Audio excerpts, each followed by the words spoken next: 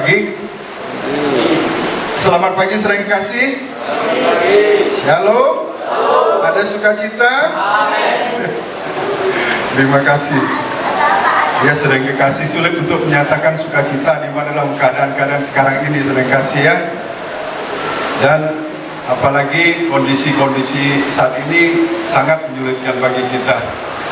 Untuk kita selalu mengucap syukur, berterima kasih kepada Tuhan. Pagi hari ini saudara yang kekasih, firman Tuhan akan saya berikan judul Berani Gagal. Mengapa kita harus mendengar berani gagal saudara yang kekasih? Karena mungkin di tempat ini banyak sekali jiwa-jiwa yang sesungguhnya memiliki ya, jiwa yang berani gagal. Dan seperti apakah berani gagal itu? Saudara yang kekasih, pagi hari ini sebelum kita memulai bahkan sudah diberi hujan yang lebat, tetapi tempat ini tidak kosong. Tadi saya juga di dalam hati, saya tidak bermasalah, cuma 1-2 orang pun saya tidak masalah. Karena Tuhan mengutus saya hanya untuk menyampaikan saja kepada siapapun yang Tuhan perintahkan untuk saya sampaikan. Tapi ternyata melebihi ekspektasi yang saya perkirakan.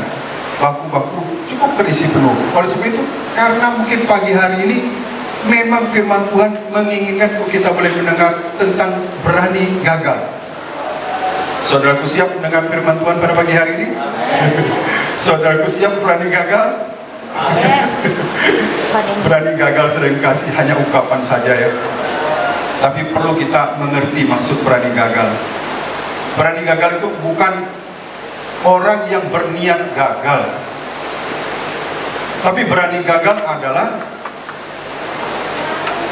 suatu keberanian ya bagi orang yang ingin mencapai tujuan atau keinginan hidupnya. Jadi dia berani menghadapi resiko. Jadi berani gagal itu berani menghadapi resiko saudara kasih, untuk mencapai apa yang dia yakini, apa yang dia cita-citakan, apa yang dia tuju di dalam kehidupannya. Dengan prinsip dan kasih bahwasannya lebih baik gagal tapi sedang berusaha semaksimal mungkin, betul? Sudah berusaha dengan sekuat tenaga, daripada hanya berpangku tangan saja, daripada hanya bengong-bengong saja, daripada hanya bermimpi saja.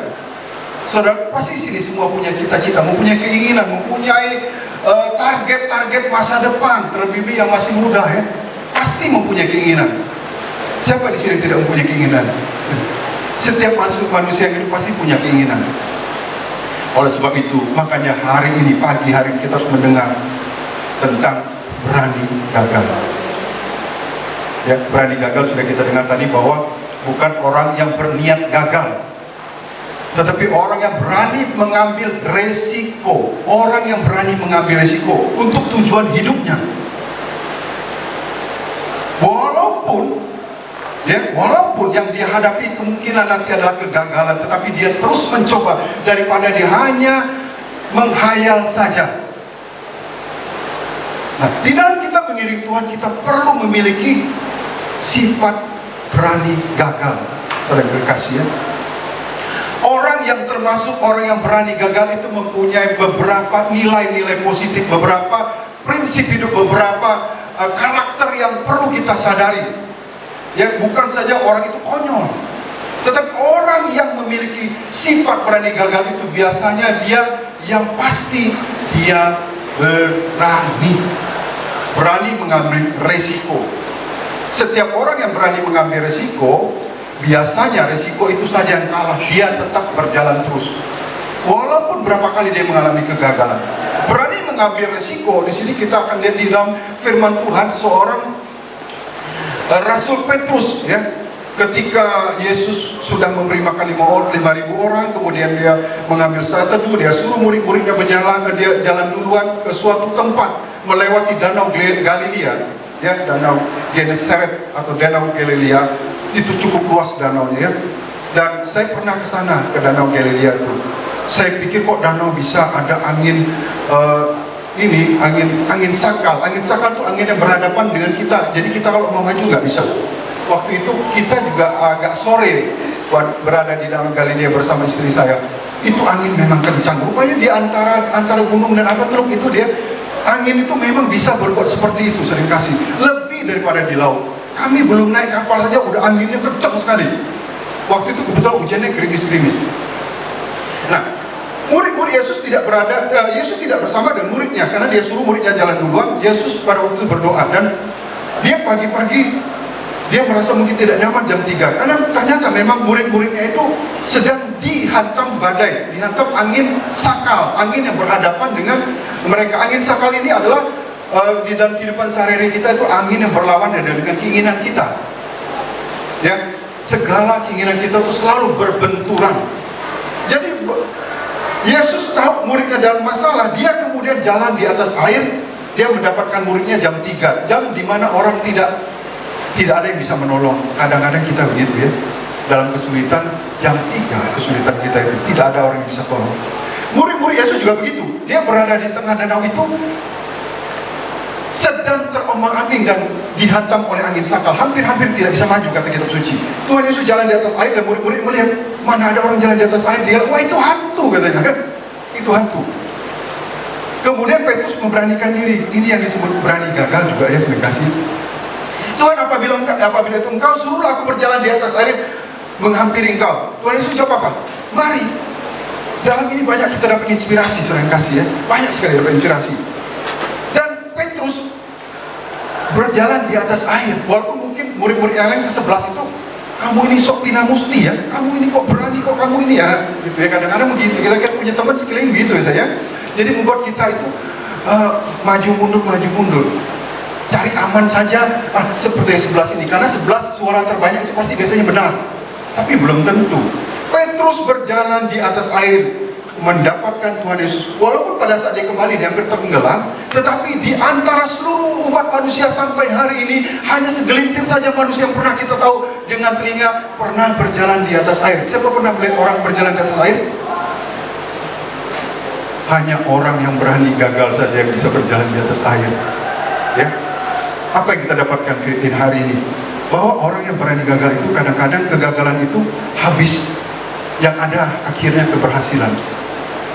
Dia menikmati jalan di atas air, menikmati apa? Keajaiban, mujizat Tuhan. Yang lain apa? Hanya menonton saja. Kalau ada ekstrakurikuler di televisi, kita nonton. Ngelanjur aja, mereka yang makan enak-enak betul ya. Jadi penonton saja. Siapa yang mau jadi penonton di sini? Kalau mau jadi orang yang terutama, orang yang berani mengambil risiko, jadilah seperti Petrus. Begitu juga seorang yang pendaran, seorang perempuan pendaran udah 12 tahun, kemana-mana udah putus asa nggak bisa lagi. Aku ini dengar yang namanya Yesus, tapi Yesus tidak pernah jalan sendiri. Dia dikelilingi oleh orang-orang. Bagaimana aku lewat? Hukum di Yahudi itu hukum adatnya keras. Barang siapa itu najis, dia tidak boleh berada di tempat umum dan tidak boleh menyinggol orang lain. Dan perempuan ini sedang sakit pendarahan selama 12 tahun. Kemudian dia mendapatkan Yesus, dia mau menerobos masuk. Menerobos itu artinya melewati orang-orang banyak. Tuhan Yesus tidak pernah dikerumuni oleh 1-2 orang, ribuan manusia yang mengerumuni dia. Kira-kira untuk sampai ke dia pun sulit. Apalagi dia seorang perempuan. Apalagi mempunyai risiko. Risikonya apa? Dilempari batu sampai mati. Ini inspirasi kita ya. Bayangkan kita suatu saat kalau mau menjadi orang sukses, mau menjadi orang berhasil, hidup rumah tangga yang berhasil, hidup dalam bisnis yang berhasil, ingat hal-hal seperti ini, beranilah. Dan dia benar mengambil resiko itu. Aku hidup pun sudah tidak berarti lagi. 12 tahun aku sudah menyandang kanker ini ya, pendarahan ini. Dan aku maju atau tidak, aku tetap pasti mati. Lebih baik aku mati karena sudah berusaha daripada bengong dan hanya memikirkan saja. Amin. Siapa di sini yang sedang dalam keadaan genting? Hari ini diinspirasi, maju saja. Tidak ada yang sulit, maju saja, itu saja. Oh, ini kan pandemi. Di gereja saja tidak ada yang mau ini ibadah. Saya bilang sama istri saya, saya ini memang sudah jadi hamba Tuhan. Saya tidak bisa punya pilihan. maju atau tidak sama sekali. Yalah, kata istri saya. Tapi saya dikasih tahu tante ibu kepala, Yunus, yang lain tuh nggak bisa, kamu hanya sendiri. Oh gitu ya. Saya telepon itu orang yang sedang berduka. Itu waktu itu saya justru pelayanan orang kematian. Saya telepon, oh ini saya Yunus. Oh Pak Yunus, katanya Bapak yang melayani hari ini. Oh iya, cuma saya mau kasih tahu kalau saya pergi sendiri kira-kira nggak masalah kan? Oh nggak apa-apa Pak Yunus, silakan. Kalau saya puji-pujian sendiri nggak apa-apa. Nggak apa-apa. Kalau saya doa sendiri nggak apa-apa. Nggak apa-apa. Jadi saya pergi sendiri, nyanyi sendiri, doa sendiri, firman Tuhan sendiri. Tidak ada jemaat yang mengikuti. Waktu itu COVID sedang gawat-gawatnya. Saudara, lihat hari ini saya berdiri di sini. Bagi saya sebenarnya COVID itu hanya sebagai suatu penyakit yang memang salah satu yang bisa menjegal kita untuk berkreasi di dalam Tuhan, walaupun kita tidak boleh melawan arus peraturan pemerintah. Tapi yang saya maksud di sini adalah bahwa kita sebenarnya tanpa COVID pun sering dijegal, bahkan dengan hal yang tidak terlihat. Puasa-puasa gelap itu selalu menghalangi kita, entah dengan hujan, entah dengan halangan di jalan, entah dengan sakit kita mungkin kurang sehat pagi hari bangun. Selalu terjadi. Tapi kalau kita memiliki jiwa berani gagal, berani mengambil risiko, semua terlewati. Amin. Kalau orang juga memiliki sifat yang berani gagal, itu adalah juga orang yang mempunyai optimisme yang tinggi. Optimis itu adalah kalau di Kamus Besar Bahasa Indonesia itu mempunyai hasrat atau keinginan. Optimis. Kita akan baca di dalam 1 Korintus 16 ayat 8 sampai 9. 1 Korintus 16 ayat 8 sampai 9. 1 Korintus 16 sampai ayat 8 sampai 9 saya bacakan. Tetapi aku akan tinggal di Efesus sampai hari raya Pentakosta. Sebab di sini banyak kesempatan bagiku untuk mengerjakan pekerjaan yang besar dan penting, sekalipun ada banyak penentang. Apa maksudnya ini, terima kasih? Di sini Rasul Paulus sebenarnya dia tahu bahwa kalau dia memberitakan firman Tuhan di Efesus itu sebenarnya penentangnya bukan sedikit. Tetapi yang dia lihat bukan penentangnya, yang dia lihat kesempatan untuk meraih jiwa-jiwa yang besar. Walaupun ternyata dia banyak mengalami penderitaan di Efesus. Ya, banyak sekali yang dialami Rasul Paulus. Kita juga demikian, saudara kasih. Ketika kita berhadapan dengan suatu pekerjaan, waduh, ini letaknya jauh banget. Ini bagaimana kalau begini? Waduh, begini. Ya, banyak pertimbangan. Tetapi di situ aku sebenarnya paling suka. Itu aku mendapat pasti kesempatan yang besar. Demikian juga Rasul Paulus, dia mengalahkan rasa takutnya dengan keadaan bagaimana nanti terjadi di Efesus. Dia tetap berangkat. Nah, orang yang optimis melihat kesulitan sebagai suatu kesempatan, tetapi orang yang pesimis melihat kesempatan pun adalah suatu kesulitan bagi dia. Bisa menangkap, sering kasih? Bisa tangkap nggak nih kira-kira? Bagi orang optimis, kesulitan adalah suatu kesempatan atau jalan keluar atau target yang bisa dia dapatkan. Itu bagi orang optimis. Walaupun itu kesulitan, tapi kesulitan itu ternyata bagi dia, bagi orang ini, itu adalah kesempatan, lompatan iman atau lompatan apapun di dalam Tuhan. Tetapi bagi orang yang pesimis, waduh, nanti kalau gini gimana? Kalau gini gimana? Ini kamu tinggal ambil aja terus. Wah, tapi aku begini, tapi aku begini. Padahal kesempatan itu. Kamu akan mengalami karir yang yang hebat. Malah, aku nggak cocok di situ. Kesempatan menjadi kesulitan bagi dia. Tetapi bagi orang optimis, saya tahu di dalam ruangan ini rata-rata orang optimis. Hujan saja tidak mengalahkan niat. Amin. Optimis. Kemudian orang yang berani gagal termasuk juga orang yang selain mengambil risiko, selain optimis, juga orang yang memiliki tekad yang kuat, ya, pantang menyerah. Saya tahu di sini juga banyak yang memiliki tekad yang kuat. Mungkin selama ini tidak menyadari, entah oma-oma, entah opa-opa, entah ya remaja, Mereka tidak menyadari bahwa sebenarnya mereka itu memiliki mental yang kuat, mental pantang menyerah. Orang yang pantang menyerah ini sebenarnya memiliki mental juara. Seperti Kaleb. Kaleb itu memiliki mental juara. Kata Tuhan Yesus, orang ini lain jiwanya. Jiwanya lain. Dia itu disebut anjing. Tapi kalau di luar negeri anjing bukan kayak di Indonesia itu penghinaan, tapi kalau di luar negeri itu suatu kebanggaan. Karena anjing itu memiliki karakter setia. Entah dipukul oleh tuannya, dia tetap tunduk. Entah ditendang oleh tuannya, dia hanya berteriak kain saja, unik tetap tunduk, balik lagi ke rumah. Siapa pernah pelihara anjing sini? Rata-rata pernah ya? Coba aja tendang anjingnya. Dia hanya berteriak saja. Apakah dia pergi? Tidak, dia datang terus. Kalau coba ganggu tuannya, dia akan gigit sampai ganggu tuannya. Betul? Benarlah. Tidak mungkin tidak. Itu anjing. Dia pantang menyerah. Kita harus memiliki jiwa berani gagal yang termasuk di dalamnya pantang menyerah. Begitu juga Kaleb. Umurnya waktu 40 tahun orang-orang takut di sekitarnya. Dia sudah banyak mengalahkan raja-raja. Tapi ditunda oleh Tuhan selama 45 tahun. Sekarang umurku 85 tahun, Tuhan katanya.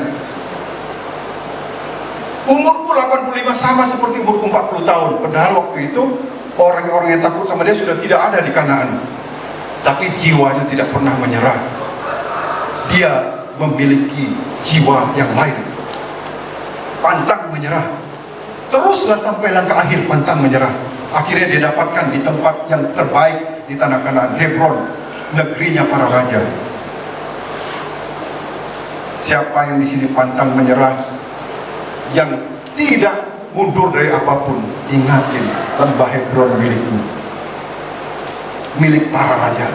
Saya ke Kalimantan ini, maaf kata, tidak bawa apa-apa, tidak bawa baju yang banyak, kedalamannya tidak begitu banyak.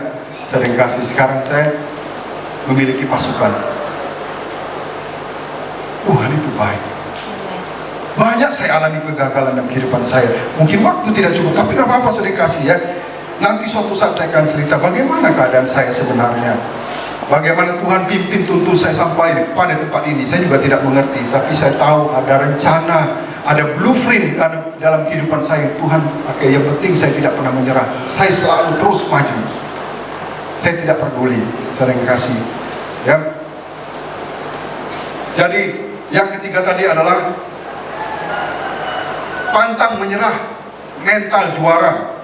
Kalau dikatakan di dalam Amsal 24 ayat 16, 7 kali orang benar jatuh, tetapi dia akan bangkit kembali.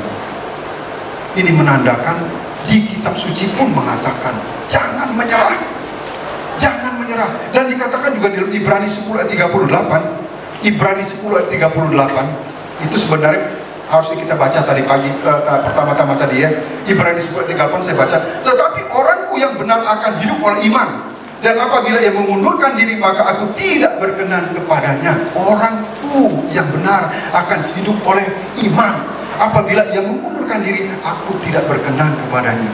Jangan mundurkan diri. Tidak ada ya kamus orang Kristen bisa mengundurkan diri, maju atau tidak sama sekali. Hajar ya, berani ambil resiko walaupun itu di depan kegagalan. Hidupnya cuma dua ya, berhasil atau gagal, itu saja. Dan kegagalan itu temannya daripada keberhasilan. Dan kasih. Yang ketiga sudah kasih, memiliki alasan yang kuat. Orang berani gagal itu memiliki alasan yang kuat. Saudaraku pernah menyadari nggak Tuhan Yesus pernah kalah? Kalah voting. Voting itu pemilihan suara. Pernah tahu ya? Waktu dia itu dihadapkan oleh Pilatus, ini Yesus yang raja orang Yahudi. Pada hari raya Paskah ini kebiasaan kita membebaskan satu orang untuk hadiah bagi dia. Kalian mau saya bebaskan Yesus Barabas itu atau Yesus yang disebut orang Nazaret ini? Tapi orang-orang memilih Yesus Barabas. Padahal penjahat besar. Yesus kalah pada waktu itu. Kita jadi pada saat ini pagi hari ini mungkin pernah mengalami kekalahan, tapi tidak apa-apa. Kita melihat waktu itu Yesus mengalami kekalahan. Sudut pandang kita dalam hal kekalahan itu berbeda. Yesus betul-betul mengalami kekalahan sehingga dia disalibkan, dikasih salib. Tapi ternyata waktu muridnya 2 orang berjalan di Emos, dia bilang, kami kecewa, kami harap dialah yang membebaskan kami daripada penjajahan Yunani dan penjajahan Roma. Ternyata dia mati disalib. Tuhan Yesus datang pada dia, apa yang kamu bicarakan sepanjang perjalananmu? Masa kamu orang satu-satunya yang ada di sini yang tidak tahu bahwa dia yang kami kasih itu disalibkan, mati? Kamu tidak mengerti kitab suci, kata Yesus. Dia disalibkan untuk menyelamatkan kamu semua, untuk menyelamatkan kita pada pagi hari ini. Kegagalan bukanlah suatu hal yang memalukan, bukanlah suatu momok. Ya, Tuhan Yesus berani mengalami kegagalan itu. Hanya kita atau orang di sekitar kita yang tidak melihat sudut pandang yang benar tentang keberhasilan. Ketika seseorang gagal itu, dia sebenarnya bukan gagal, tapi sudah mengurangi satu risiko yang dia tempuh. Atau setidak-tidaknya dia berhasil, tapi orang lain memandang, atau dia memandang sudut pandang itu dengan cara yang sempit. Dulu ada yang namanya post-it. Post-it itu untuk kalau kita nyatat-nyatat itu, kalau di papan tulis itu, kalau orang kantor-kantoran itu kita post-it ya, dia taruh tempel gitu ya. Itu post-it itu luar biasa lakunya, bermiliar-miliar. Padahal itu produk gagal. Itu menurut uji klinis dari 3M harusnya itu gagal. Karena kenapa? Dia tidak melekat dengan baik. Tapi dengan tidak melekat dengan baik itu berguna jadi alat tulis kantor. Saudaraku, berapa banyak saudaraku pernah mengalami kegagalan sampai hari ini? Ingat baik-baik, kegagalan itu yang membuat saudaraku hari ini menjadi orang yang bersinar. Kegagalan itu yang menjadikan kita kuat. Seiichiro Honda juga berkata demikian, kamu hanya lihat keberhasilanku 1%, yang 99% kegagalan kamu tidak lihat, itu yang membanggakanku. Benar, kalau kita bercerita tentang bagaimana kita gagal, hebat, gagah, perkasa. Tapi kalau bercerita keberhasilannya biasa-biasa saja. Betul? Tuhan Yesus pernah mengalami kegagalan. Tuhan Yesus. Ada 3 kegagalan yang paling berbahaya di dunia ini. 3 kegagalan perlu diingat baik-baik dengan kasih. Ya, yang pertama, takut gagal. Jadi jangan takut gagal ya. Itu gagal yang paling berbahaya. Orang yang takut gagal adalah orang yang tidak mempunyai keinginan untuk melakukan apapun.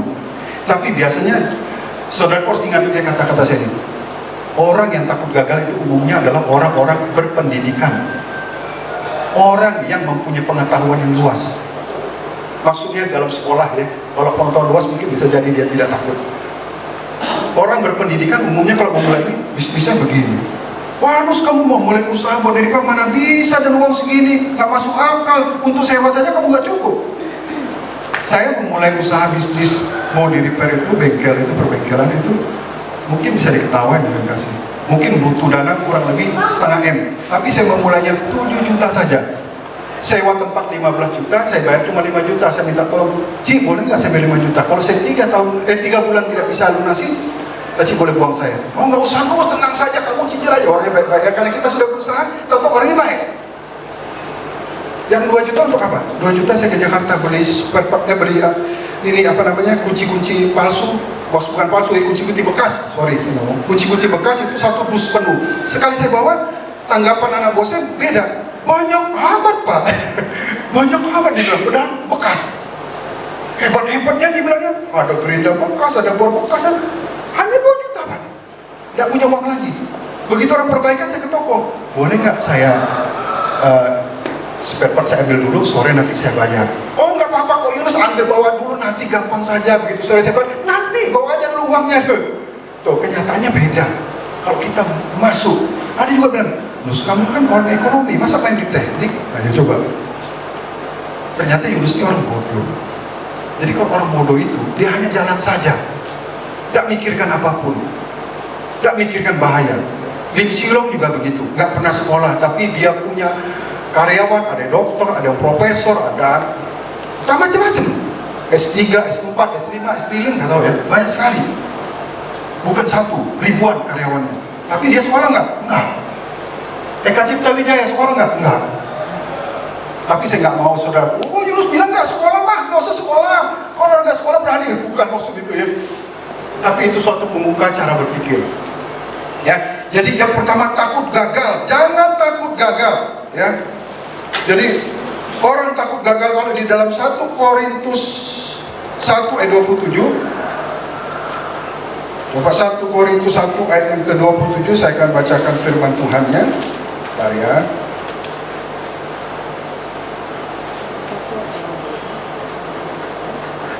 1 Korintus 1 ayat yang ke-27, firman Tuhan berkata, tetapi apa yang bodoh bagi dunia dipilih Allah untuk memalukan orang-orang yang berhikmat, dan apa yang lemah bagi dunia dipilih Allah untuk memalukan apa yang kuat. Tapi kita tidak boleh terleh mengambil semua firman Tuhan untuk kebutuhan kita ya. Tapi maksud di sini adalah kadang-kadang kita tidak perlu terlalu hitung-hitungan kalau untuk memulai segala sesuatu. Lakukan saja, lakukan saja. Tidak usah terlalu banyak pusing. Saya banyak melakukan hal-hal bodoh di dunia ini. Saya pengen melayani dengan tenang. Saya nanti suatu saat, kalau bisa suatu saat bengkel saya bermasalah, saya bilang Tuhan, saya perlu ini suatu yang penghasilan yang tidak begitu saya perhatikan tapi menghasilkan uang. Apa yang kamu perlukan? Saya perlukan tanah kurang-kurang lebih sekitar sekian hektar. Saya pengen menanam sesuatu di atasnya. Hari ini saya sudah memperolehnya. Ya, hari ini saya sudah memperolehnya. Kemudian saya sudah memperoleh penghasilan itu. Tapi ternyata Tuhan tidak hapus bengkel saya. Jadi kita bertindak bodoh saja sudah dikasih. Dan ditipu, ya semakin ditipu semakin baik. Karena kita orang Kristen banyak-banyaklah ditipu. Ya, sudah dikasih. Jadi itu takut gagal, jangan takut gagal. Ya. Orang takut gagal di dalam Tuhan juga disebut orang suam-suam kuku, takut melangkah, sering kasih. Jadi yang kedua, gagal bangkit lagi. Jadi kalau saudaraku gagal itu biasa. Mulai saat ini jangan takut. Gak apa-apa, alami saja, biasa saja. Di dalam kitab suci ada orang yang gagal, ya, dia gagal mengikuti Yesus dengan baik, yaitu Petrus dan murid-murid yang lain. Ketika Yesus mau ditangkap, yang lain lopur lari semua. Petrus padahal udah janji, aku tetap walaupun bagaimanapun akan mengiring kau. Tahu-tahu sebelum ayam berkokok dia sudah 3 kali menyangkal Tuhan Yesus. Begitu juga dengan Yudas Iskariot. Tetapi Yudas Iskariot gagal bangkit. Gagal dia mengakhiri hidupnya. Jangan gagal bangkit, ya. Jadi jangan merasa itu kegagalan itu suatu hal yang terlalu serius. Berjalan terus, bangkit lagi. 7 kali orang benar jatuh. Firman Tuhan katakan dalam 1:24 ayat 16 tadi, dia akan bangkit kembali. Orang benar adalah kita pada saat pagi hari. 7 kali menyatakan tidak ada habisnya. 7 mengatakan angka yang sempurna, ya, angka yang nanti dunia ini akan berakhir pada angka yang ke-7, hari yang ke-7. Terima kasih ya, jangan menyerah. Yang ketiga, hanya 3 ya, kegagalan yang paling berbahaya dalam hidup ini. Yang ketiga adalah gagal total, gatot. Tapi bukan sebagai gatot ini mau saya sampaikan. Kita bisa saja gagal dalam rumah tangga. Kita juga bisa gagal dalam bisnis. Kita gagal dalam rencana-rencana kita. Gagal dalam kuliah, gagal dalam sekolah, gagal dalam banyak hal. Semua itu bisa menyakitkan, semua itu bisa menyedihkan. Ya, semua itu bisa membuat kita terpuruk, saudara yang kekasih. Membuat dampak bagi hidup kita. Tapi kalau kita berusaha dengan sungguh-sungguh, maka kita pasti akan bangkit kembali dan akan berhasil. Tetapi ada satu kegagalan yang tidak boleh terjadi dalam kehidupan kita. Satu kegagalan. Apa kegagalan, saudara yang kasih? Ingat baik-baik pada pagi hari ini. Gagal dalam mengikuti kehendak dan rencana Tuhan. Orang itu akan mati selagi dia hidup. Oleh sebab itulah firman Tuhan, mengapa pagi hari ini saya sampaikan tentang berani gagal. Hal yang ketiga inilah yang perlu dititik beratkan. Orang yang gagal mengikuti kehendak dan rencana Tuhan adalah orang yang gagal total. Sebab dia mengikuti terang. Apabila kamu berjalan dalam terang, kamu akan melihat segala sesuatu dengan baik. Kamu tidak akan masuk di dalam jurang. Saya dapat melihat ini dengan jelas. Apabila tidak ada matahari dan sinar menerangi kaki saya ini, saya tidak tahu bahwa di sini ada ganjelan. Ya, jangan dikira iring Tuhan itu untuk kebutuhan Tuhan. Jangan. Kita yang butuh Tuhan. Tuhan tidak butuh kita apapun. Kita ini hanya debu tanah tanpa roh Allah. Kita adalah hina. Debu tanah saja, debu tanah itu banyak di jalan itu. Mengapa Ananias dan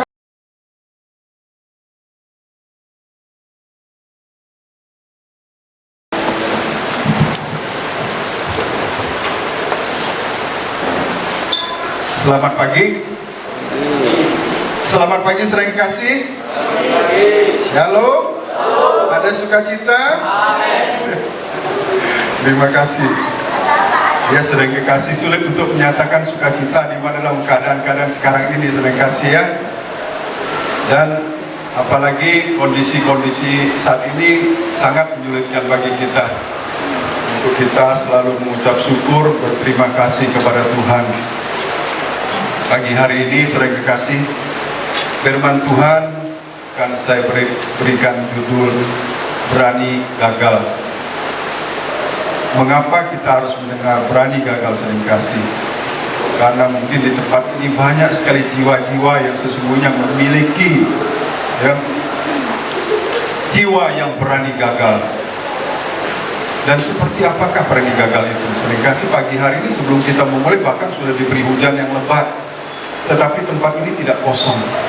Tadi saya juga di dalam hati, saya tidak bermasalah, cuma 1-2 orang pun saya tidak masalah. Karena Tuhan mengutus saya hanya untuk menyampaikan saja kepada siapapun yang Tuhan perintahkan untuk saya sampaikan. Tapi ternyata melebihi ekspektasi yang saya perkirakan. Bangku-bangku cukup terisi penuh. Oleh sebab itu, karena mungkin pagi hari ini memang firman Tuhan menginginkan kita boleh mendengar tentang berani gagal. Saudaraku siap mendengar firman Tuhan pada pagi hari ini? Saudaraku siap berani gagal? Berani gagal sering kasih hanya ungkapan saja ya. Tapi perlu kita mengerti maksud berani gagal. Berani gagal itu bukan orang yang berniat gagal. Tapi berani gagal adalah suatu keberanian ya bagi orang yang ingin mencapai tujuan atau keinginan hidupnya. Jadi dia berani menghadapi resiko. Jadi berani gagal itu berani menghadapi resiko terkasih untuk mencapai apa yang dia yakini, apa yang dia cita-citakan, apa yang dia tuju di dalam kehidupannya dengan prinsip dan kasih bahwasannya lebih baik gagal tapi sedang berusaha semaksimal mungkin, betul?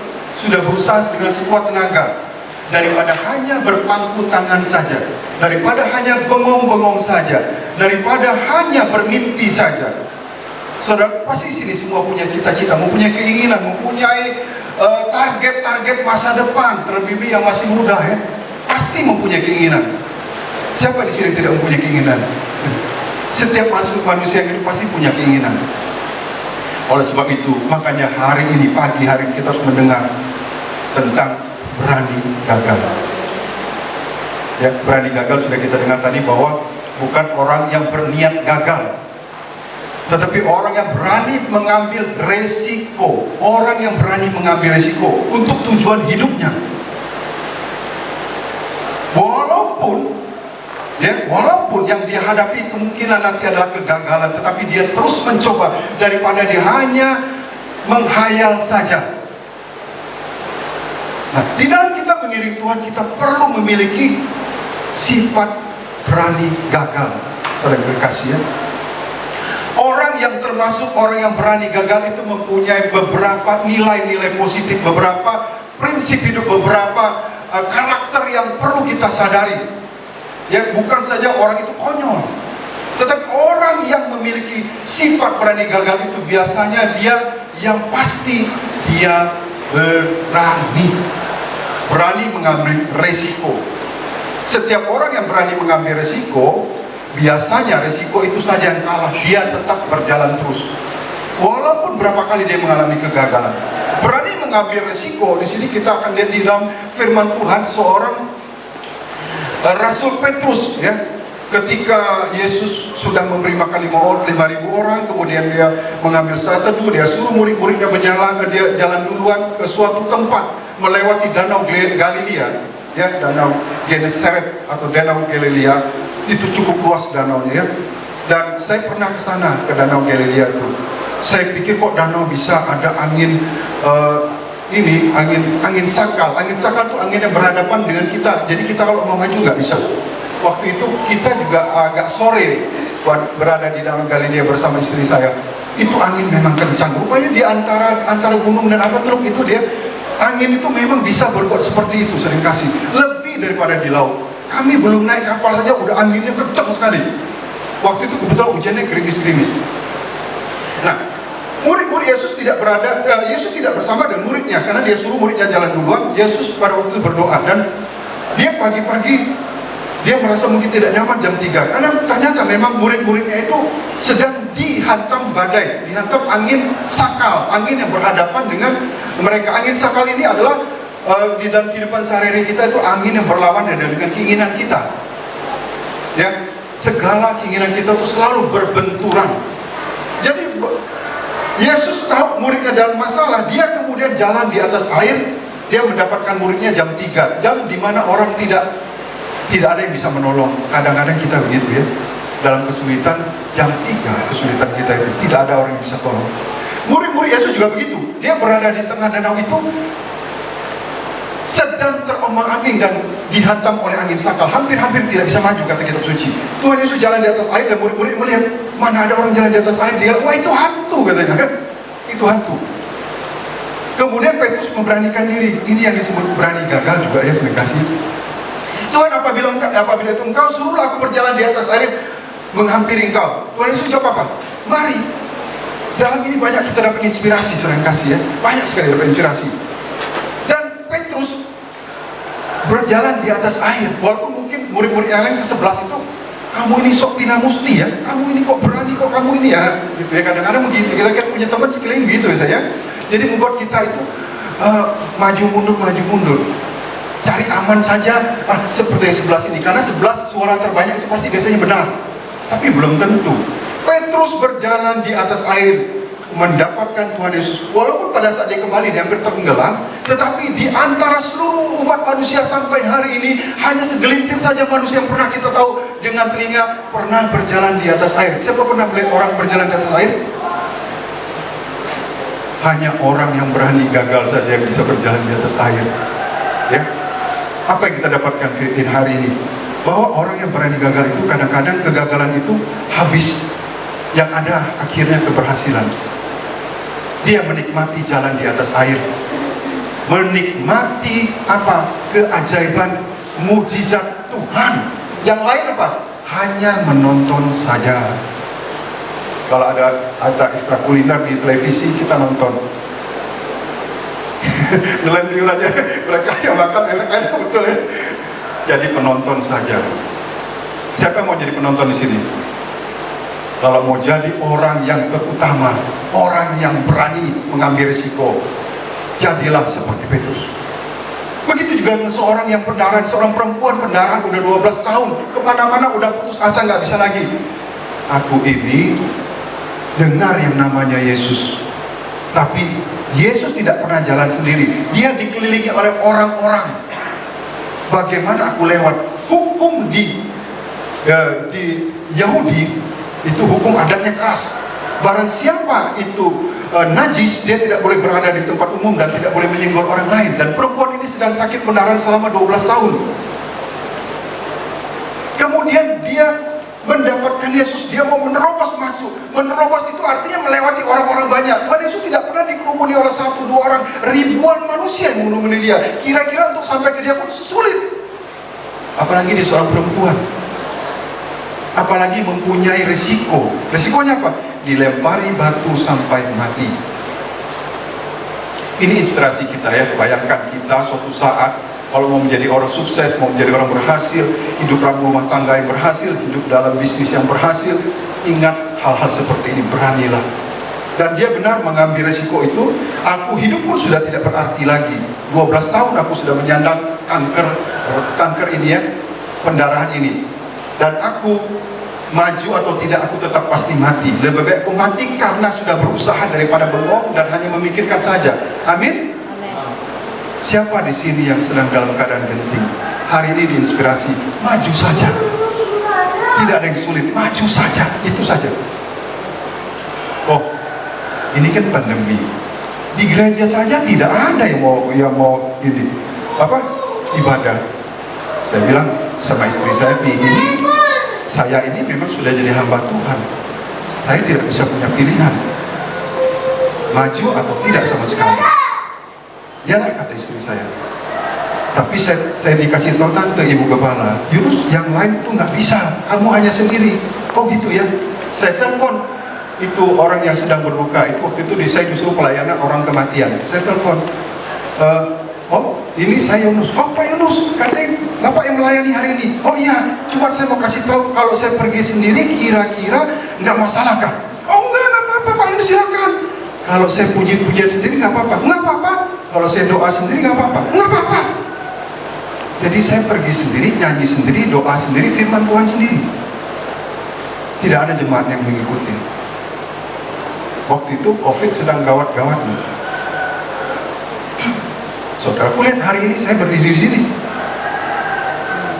Bagi saya sebenarnya COVID itu hanya sebagai suatu penyakit yang memang salah satu yang bisa menjegal kita untuk berkreasi di dalam Tuhan, walaupun kita tidak boleh melawan arus peraturan pemerintah. Tapi yang saya maksud di sini adalah bahwa kita sebenarnya tanpa COVID pun sering dijegal, bahkan dengan hal yang tidak terlihat.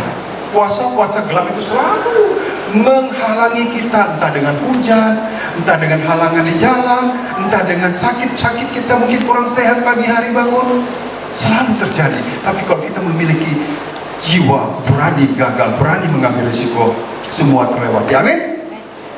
Kalau orang juga memiliki sifat yang berani gagal, itu adalah juga orang yang mempunyai optimisme yang tinggi. Optimis itu adalah kalau di Kamus Besar Bahasa Indonesia itu mempunyai hasrat atau keinginan. Optimis.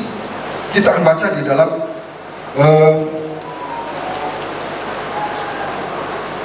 Korintus 16 ayat 8 sampai 9. 1 Korintus 16 ayat 8 sampai 9. 1 Korintus 16 sampai ayat 8 sampai 9 saya bacakan.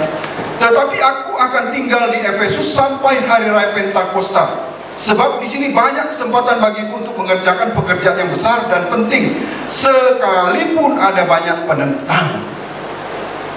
Apa maksudnya ini, terima kasih? Di sini Rasul Paulus sebenarnya dia tahu bahwa kalau dia memberitakan firman Tuhan di Efesus itu sebenarnya penentangnya bukan sedikit. Tetapi yang dia lihat bukan penentangnya, yang dia lihat kesempatan untuk meraih jiwa-jiwa yang besar. Walaupun ternyata dia banyak mengalami penderitaan di Efesus, ya banyak sekali yang dialami Rasul Paulus. Kita juga demikian, saudara kasih. Ketika kita berhadapan dengan suatu pekerjaan, waduh ini letaknya jauh banget. Ini bagaimana kalau begini? Waduh begini. Ya, banyak pertimbangan. Tetapi di situ aku sebenarnya paling suka. Itu aku mendapat pasti kesempatan yang besar. Demikian juga Rasul Paulus, dia mengalahkan rasa takutnya dengan keadaan bagaimana nanti terjadi di Efesus. Dia tetap berangkat. Nah, orang yang optimis melihat kesulitan sebagai suatu kesempatan, tetapi orang yang pesimis melihat kesempatan pun adalah suatu kesulitan bagi dia. Bisa menangkap, sering kasih? Bisa tangkap nggak nih kira-kira? Bagi orang optimis, kesulitan adalah suatu kesempatan atau jalan keluar atau target yang bisa dia dapatkan. Itu bagi orang optimis. Walaupun itu kesulitan, tapi kesulitan itu ternyata bagi dia, bagi orang ini, itu adalah kesempatan, lompatan iman atau lompatan apapun di dalam Tuhan. Tetapi bagi orang yang pesimis, waduh, nanti kalau gini gimana? Kalau gini gimana? Ini kamu tinggal ambil aja terus. Wah, tapi aku begini, tapi aku begini. Pada kesempatan itu, kamu akan mengalami karir yang lompatan yang hebat. Malah, aku nggak cocok di situ. Kesempatan menjadi kesulitan bagi dia. Tetapi bagi orang optimis, saya tahu di dalam ruangan ini rata-rata orang optimis, hujan saja tidak mengalahkan niat. Amin. Optimis. Kemudian orang yang berani gagal termasuk juga orang yang selain mengambil risiko, selain optimis, juga orang yang memiliki tekad yang kuat, ya, pantang menyerah. Saya tahu di sini juga banyak yang memiliki tekad yang kuat. Mungkin selama ini tidak menyadari, entah oma-oma, entah opa-opa, entah ya remaja. Mereka tidak menyadari bahwa sebenarnya mereka itu memiliki mental yang kuat, mental pantang menyerah. Orang yang pantang menyerah ini sebenarnya memiliki mental juara. Seperti Kaleb. Kaleb itu memiliki mental juara. Kata Tuhan Yesus, orang ini lain jiwanya. Jiwanya lain. Dia itu disebut anjing. Tapi kalau di luar negeri anjing bukan kayak di Indonesia itu penghinaan. Tapi kalau di luar negeri itu suatu kebanggaan. Karena anjing itu memiliki karakter setia. Entah dipukul oleh tuannya, dia tetap tunduk. Entah ditendang oleh tuannya, dia hanya berteriak kain saja, unik tetap tunduk, balik lagi ke rumah. Siapa pernah piara anjing sini? Rata-rata pernah ya? Coba aja tendang anjingnya. Dia hanya berteriak saja. Apakah dia pergi? Tidak, dia datang terus. Kalau coba ganggu tuannya, dia akan gigit sampai ganggu tuannya. Betul? Benarlah. Tidak mungkin tidak. Itu anjing. Dia pantang menyerah. Kita harus memiliki jiwa berani gagal yang termasuk di dalamnya pantang menyerah. Begitu juga Kaleb. Umurnya waktu 40 tahun orang-orang takut di sekitarnya. Dia sudah banyak mengalahkan raja-raja. Tapi ditunda oleh Tuhan selama 45 tahun. Sekarang umurku 85 tahun, Tuhan katanya. Umurku 85 sama seperti umurku 40 tahun. Padahal waktu itu orang-orang yang takut sama dia sudah tidak ada di Kanaan. Tapi jiwanya tidak pernah menyerah. Dia memiliki jiwa yang lain. Pantang menyerah. Teruslah sampailah ke akhir pantang menyerah. Akhirnya dia dapatkan di tempat yang terbaik di tanah Kanaan, Hebron, negerinya para raja. Siapa yang di sini pantang menyerah, yang tidak mundur dari apapun, ingatin lembah Hebron milikmu, milik para raja. Saya ke Kalimantan ini, maaf kata, tidak bawa apa-apa, tidak bawa baju yang banyak, kedalaman yang tidak begitu banyak. Sering kasih. Sekarang saya memiliki pasukan. Tuhan itu baik. Banyak saya alami kegagalan dalam kehidupan saya. Mungkin waktu tidak cukup, tapi gak apa-apa, sering kasih ya. Nanti suatu saat saya akan cerita bagaimana keadaan saya sebenarnya. Bagaimana Tuhan pimpin tuntun saya sampai pada tempat ini. Saya juga tidak mengerti, tapi saya tahu ada rencana, ada blueprint dalam kehidupan saya. Tuhan pakai. Yang penting saya tidak pernah menyerah. Saya selalu terus maju. Saya tidak peduli. Sering kasih. Ya. Jadi yang ketiga tadi adalah pantang menyerah, mental juara. Kalau dikatakan di dalam Amsal 24 ayat 16, 7 kali orang benar jatuh, tetapi dia akan bangkit kembali. Ini menandakan di kitab suci pun mengatakan jangan menyerah, jangan menyerah. Dan dikatakan juga di Ibrani 10 ayat 38, Ibrani 10 ayat 38 itu sebenarnya harusnya kita baca tadi pagi, pertama-tama tadi ya. Ibrani 10 ayat 38 saya baca, tetapi orangku yang benar akan hidup oleh iman. Dan apabila ia mengundurkan diri, maka aku tidak berkenan kepadanya. Orangku yang benar akan hidup oleh iman. Apabila ia mengundurkan diri, aku tidak berkenan kepadanya. Jangan mundurkan diri. Tidak ada ya kamus orang Kristen bisa mengundurkan diri, maju atau tidak sama sekali. Hajar, ya, berani ambil resiko walaupun itu di depan kegagalan. Hidupnya cuma dua ya, berhasil atau gagal, itu saja. Dan kegagalan itu temannya daripada keberhasilan. Saya kasih. Yang ketiga saya kasih, memiliki alasan yang kuat. Orang berani gagal itu memiliki alasan yang kuat. Saudaraku pernah menyadari nggak Tuhan Yesus pernah kalah voting? Voting itu pemilihan suara. Pernah tahu ya? Waktu dia itu dihadapkan oleh Pilatus, ini Yesus yang raja orang Yahudi. Pada hari raya Paskah ini kebiasaan kita membebaskan satu orang untuk hadiah bagi dia. Kalian mau saya bebaskan Yesus Barabas itu atau Yesus yang disebut orang Nazaret ini? Tapi orang-orang memilih Yesus Barabas. Padahal penjahat besar. Yesus kalah pada waktu itu. Kita jadi pada saat ini pagi hari ini mungkin pernah mengalami kekalahan, tapi tidak apa-apa. Kita melihat waktu itu Yesus mengalami kekalahan. Sudut pandang kita dalam hal kekalahan itu berbeda. Yesus betul-betul mengalami kekalahan sehingga dia disalibkan, dikasih salib. Tapi ternyata waktu muridnya dua orang berjalan di Emaus, dia bilang, kami kecewa, kami harap dialah yang membebaskan kami daripada penjajahan Yunani, dari penjajahan Roma. Ternyata dia mati di salib. Tuhan Yesus datang pada dia, apa yang kamu bicarakan sepanjang perjalananmu? Masa kamu orang satu-satunya yang ada di sini yang tidak tahu bahwa dia yang kami kasih itu disalibkan, mati? Kamu tidak mengerti kitab suci, kata Yesus. Dia disalibkan untuk menyelamatkan kamu semua, untuk menyelamatkan kita pada pagi hari ini. Kegagalan bukanlah suatu hal yang memalukan, bukanlah suatu momok. Ya, Tuhan Yesus berani mengalami kegagalan itu. Hanya kita atau orang di sekitar kita yang tidak melihat sudut pandang yang benar tentang keberhasilan. Ketika seseorang gagal itu, dia sebenarnya bukan gagal, tapi sudah mengurangi satu risiko yang dia tempuh. Atau setidak-tidaknya dia berhasil, tapi orang lain memandang atau dia memandang sudut pandang itu dengan cara yang sempit. Dulu ada yang namanya post-it. Post-it itu untuk kalau kita nyatat-nyatat itu, kalau di papan tulis itu, kalau orang kantor-kantoran itu post-it ya, dia taruh tempel gitu ya. Itu post-it itu luar biasa lakunya, bermiliar-miliar. Padahal itu produk gagal.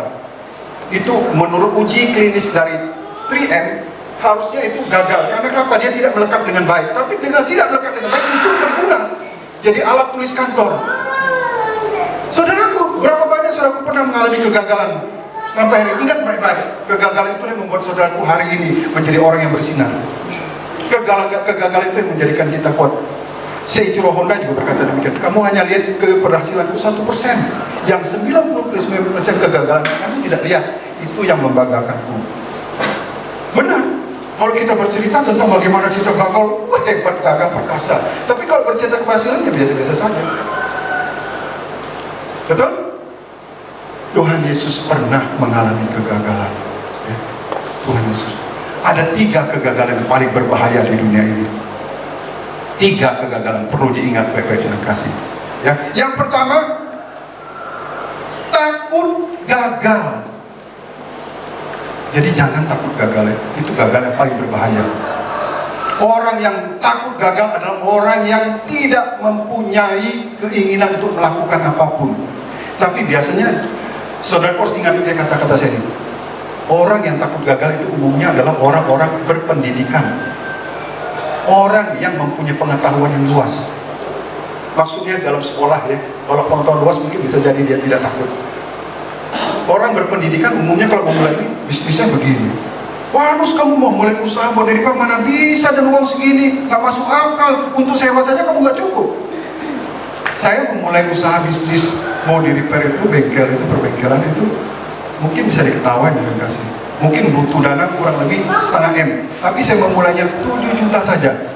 Sewa tempat 15 juta, saya bayar cuma 5 juta. Saya minta tolong, Ci, boleh nggak saya bayar 5 juta? Kalau saya 3 bulan tidak bisa lunasi, Ci boleh buang saya. Oh, nggak usah, bos, tenang saja, kamu cicil aja. Orangnya baik-baik, karena kita sudah berusaha, tetap orangnya baik. Yang 2 juta untuk apa? 2 juta saya ke Jakarta beli ini apa namanya, kunci-kunci palsu. Bukan palsu, kunci-kunci bekas. Kunci-kunci bekas itu 1 dus penuh. Sekali saya bawa, tanggapan anak bosnya beda. Banyak amat, Pak. Banyak amat dibilang, pedang bekas. Hebat-hebatnya dibilangnya, ada gerinda bekas, ada bor bekas. Hanya 2 juta, Pak. Tidak punya uang lagi. Begitu orang perbaikan, saya ke toko. Boleh nggak saya spare part saya ambil dulu, sore nanti saya bayar. Oh, nggak apa-apa kok, Yunus, ambil bawa dulu, nanti gampang saja. Begitu sore saya bayar, nanti bawa aja dulu uangnya. Tuh, kenyataannya beda. Kalau kita masuk, ada juga bilang, Yunus, kamu kan orang ekonomi, masa main di teknik? Ayo coba. Ternyata Yunus ini orang bodoh. Jadi kalau orang bodoh itu, dia hanya jalan saja, tidak mikirkan apapun, tidak mikirkan bahaya. Lim Silong juga begitu, nggak pernah sekolah, tapi dia punya karyawan, ada dokter, ada profesor, ada macam-macam. S3, S4, S5, S5, nggak tahu ya, banyak sekali. Bukan 1, ribuan karyawannya. Tapi dia sekolah nggak? Nggak. Eka Cipta Wijaya sekolah nggak? Nggak.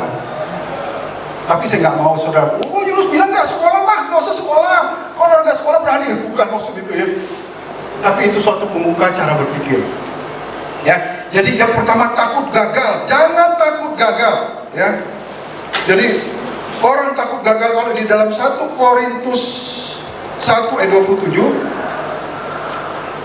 Bapak 1 Korintus 1 ayat yang ke-27, saya akan bacakan firman Tuhannya. Bentar ya.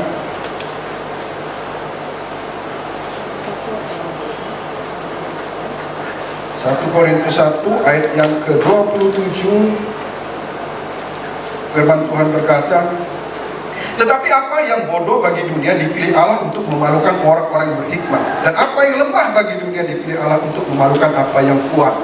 Tapi kita tidak boleh terleh mengambil semua firman Tuhan untuk kebutuhan kita ya. Tapi maksud di sini adalah kadang-kadang kita tidak perlu terlalu hitung-hitungan kalau untuk memulai segala sesuatu. Lakukan saja, lakukan saja.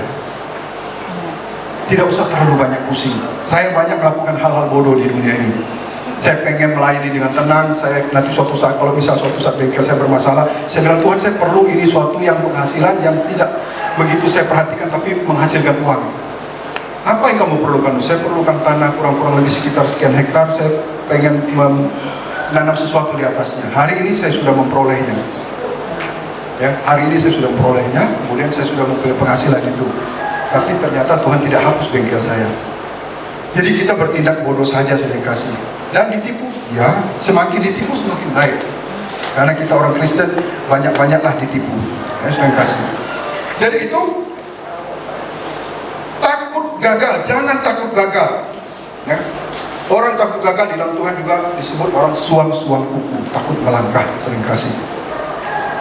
Jadi yang kedua, gagal bangkit lagi. Jadi kalau saudaraku gagal itu biasa. Mulai saat ini jangan takut. Gak apa-apa, alami saja, biasa saja.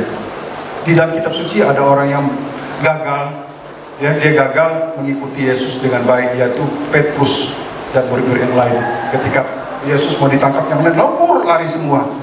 Petrus padahal udah janji, aku tetap walaupun bagaimanapun akan mengiring kau. Tahu-tahu sebelum ayam berkokok dia sudah 3 kali menyangkal Tuhan Yesus. Begitu juga dengan Yudas Iskariot. Tetapi Yudas Iskariot gagal bangkit. Gagal dia mengakhiri hidupnya. Jangan gagal bangkit, ya.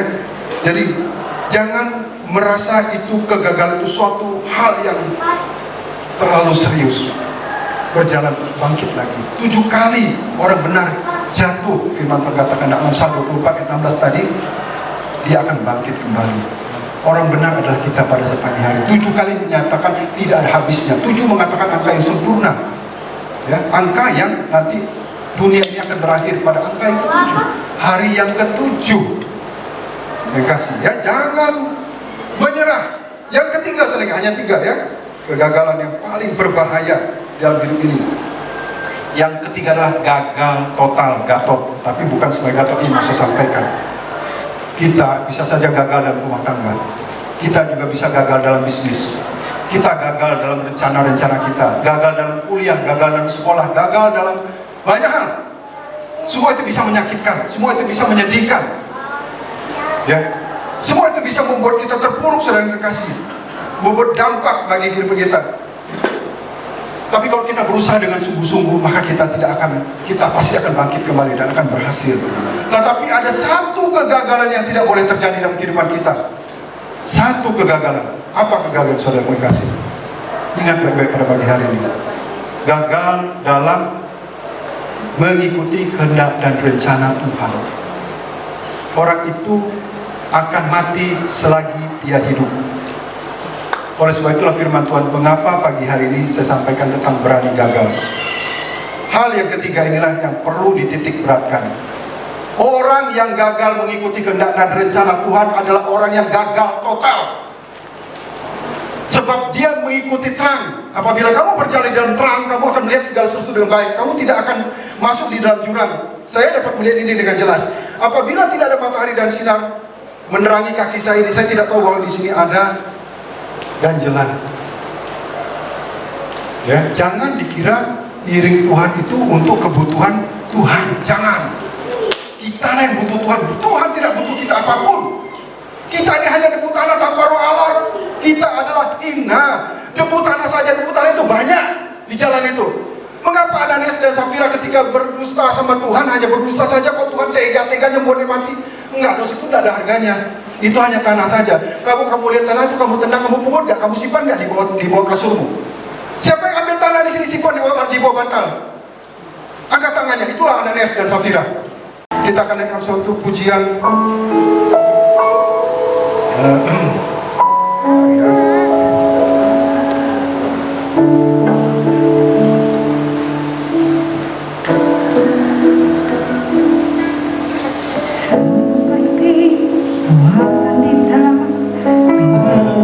Kita bangkit berdiri.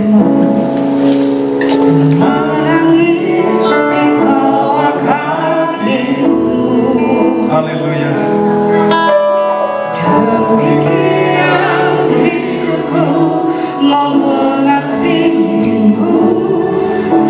Yesus Engkau baik bagiku, Seperti wanita, seperti wanita berkurang rindu, menangis di bawah kakimu. Demikian hidupku mau mengasihimu, Yesus Engkau baik bagiku. Sampai akhir ku berdoa, ku tetap setia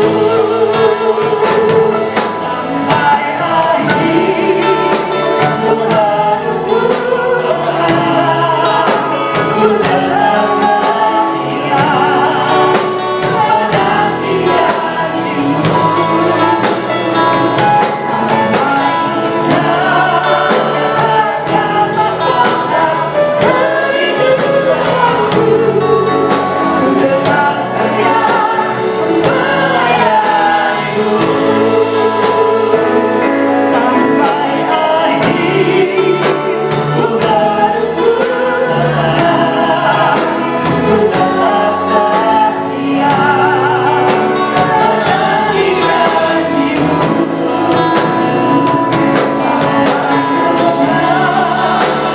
mendapatkan mahkota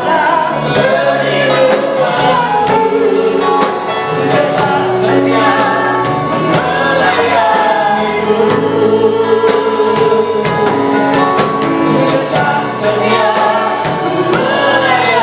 akhir ku berdoa, ku tetap setia menanti janjimu.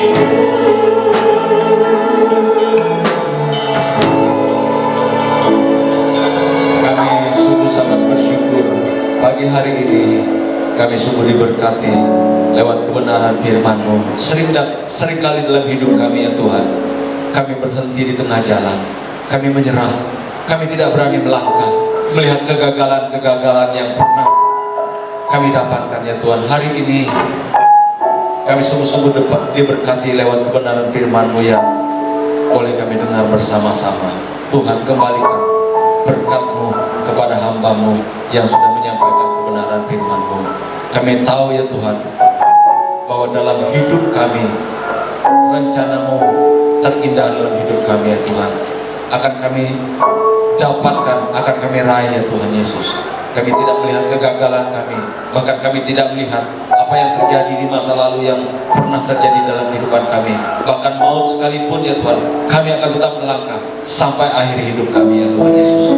Terima kasih, kami sudah dengarkan kebenaran firman-Mu, dan kami berdoa di dalam nama Tuhan Yesus Kristus. Semua kami yang boleh hadir saat pagi hari ini dalam ibadah pertama, boleh hidup sungguh-sungguh di dalam Engkau. Terpujilah nama-Mu. Di dalam nama Tuhan Yesus kami berdoa, ucap syukur. Haleluya, amin. Silakan duduk Bapak Ibu Saudara.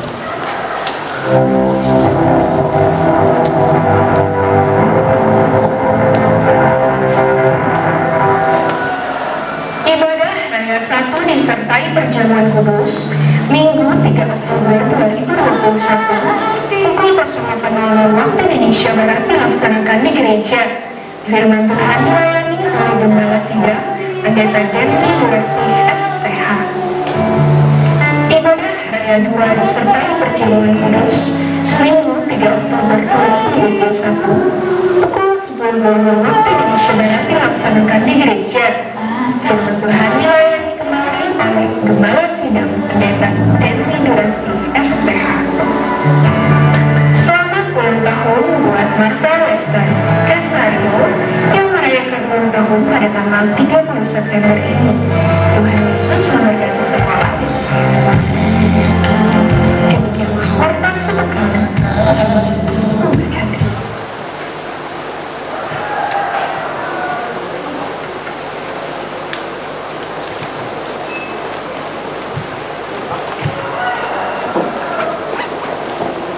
Mari kita persiapkan persembahan kita beri yang terbaik bagi Tuhan. Mari kita berdoa.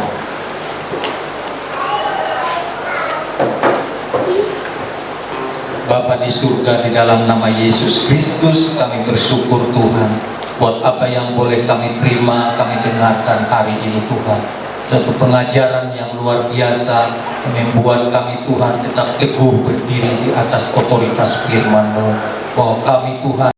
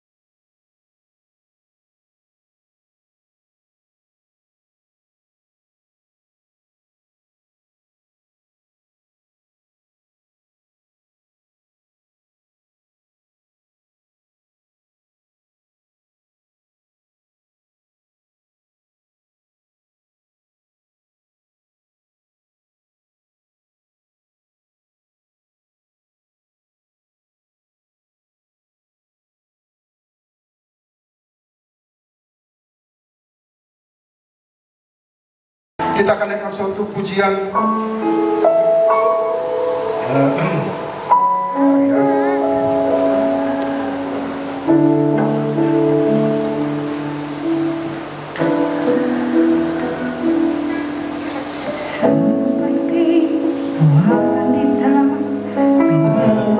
Kita makin berdiri.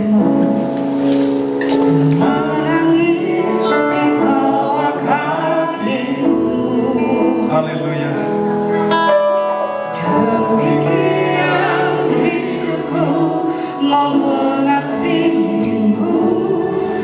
Yesus, Engkau baik bagiku. Seperti wanita.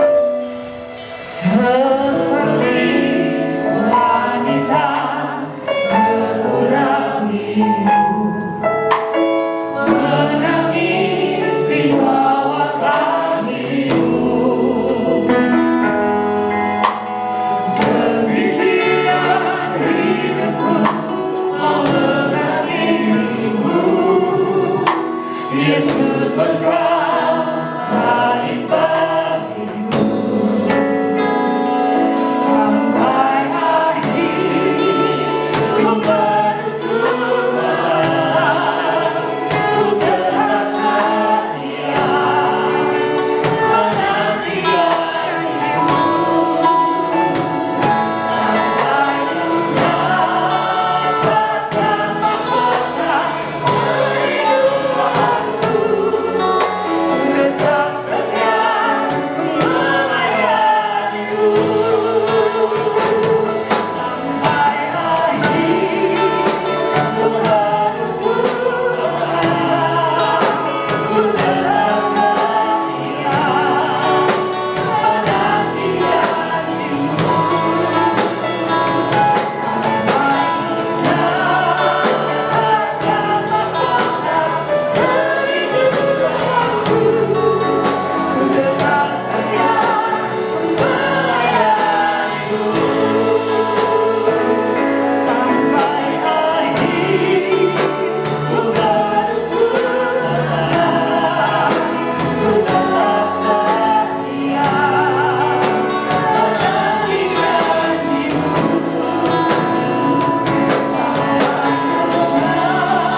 Mendapatkan mahkota kehidupanku, ku tetap setia melayanimu.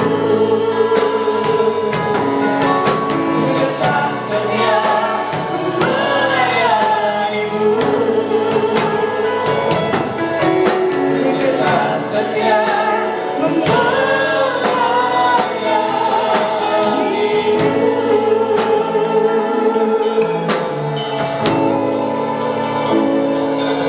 Kami sungguh sangat bersyukur pagi hari ini kami sungguh diberkati lewat kebenaran firman-Mu. Seringkali dalam hidup kami ya Tuhan, kami berhenti di tengah jalan, kami menyerah, kami tidak berani melangkah, melihat kegagalan-kegagalan yang pernah kami dapatkan ya Tuhan. Hari ini kami sungguh-sungguh diberkati lewat kebenaran firman-Mu yang boleh kami dengar bersama-sama. Tuhan, kembalikan berkat-Mu kepada hamba-Mu yang sudah menyampaikan kebenaran firman-Mu. Kami tahu ya Tuhan, bahwa dalam hidup kami, rencana-Mu terindah dalam hidup kami ya Tuhan, akan kami dapatkan, akan kami raih ya Tuhan Yesus. Kami tidak melihat kegagalan kami, bahkan kami tidak melihat apa yang terjadi di masa lalu yang pernah terjadi dalam kehidupan kami. Bahkan maut sekalipun ya Tuhan, kami akan tetap melangkah sampai akhir hidup kami ya Tuhan Yesus.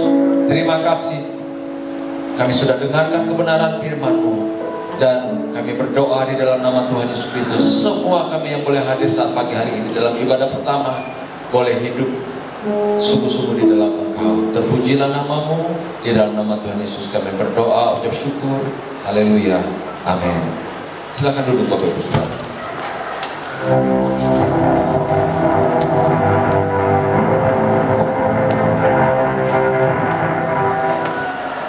Ibadah Raya 1 disertai perjamuan kudus Minggu 3 Oktober 2021 pukul 08.00 waktu Indonesia Barat dilaksanakan di gereja. Firman Tuhan dilayani oleh Gembala Sidang Pendeta Denny Durasi STH. Ibadah Raya 2 disertai perjamuan kudus Minggu 3 Oktober 2021 pukul 10.00 waktu Indonesia Barat dilaksanakan di gereja. Firman Tuhan dilayani kembali oleh Gembala Sidang Pendeta Denny Durasi STH. Selamat ulang tahun buat Marta Lester Casario yang merayakan ulang tahun pada tanggal 30 September ini. Tuhan Yesus memberkati semua. Demikianlah khotbah sepekan. Tuhan Yesus memberkati.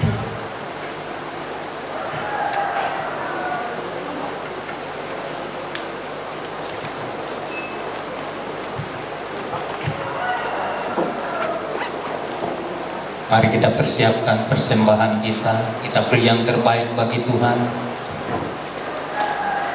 Mari kita berdoa.